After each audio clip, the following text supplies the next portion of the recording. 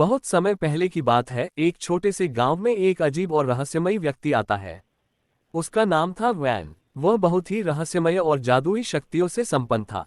गांव वाले उसे देखकर डरते थे क्योंकि वह हमेशा एक जादुई छड़ी और चमकते हुए आंसू के साथ घूमता था।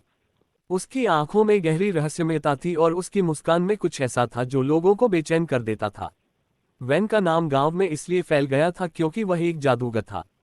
वह गांव के बच्चों के लिए जादू की कहानियां सुनाता और हर किसी को अपनी जादुई शक्तियों का एक अंश दिखाता।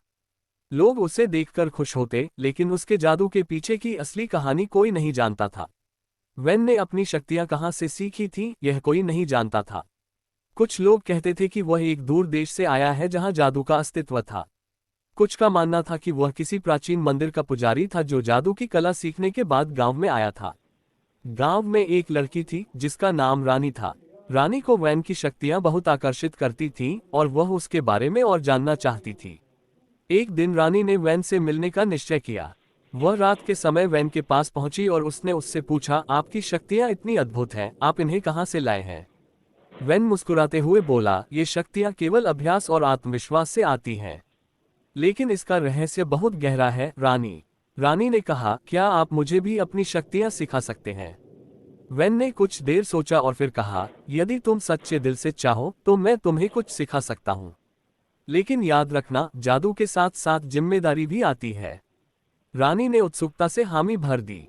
वैन ने उसे अपनी पहली शिक्षा दी, जादू का असली रूप आत्मा में छिपा होता है और ये तभी प्रकट होता है जब व्यक्ति पूरी तरह से अपने भीतर के डर और संकोच को समाप्त कर देता है। रानी ने वैन के साथ कई दिन बिताए और धीरे धीरे उसे जादू की बारीकियां समझने लगी। वह विभिन्न प्रकार के मंत्र, तंत्र और जादुई क्रियाओं का अभ्यास करने लगी।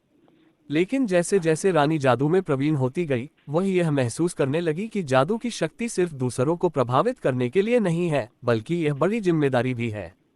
वैन ने एक दिन रानी से कहा, अब तुम समझने लगी हो, लेकिन याद रखना, असली जादू दूसरों की मदद करने में छिपा होता है, न कि अपनी शक्ति दिखाने में।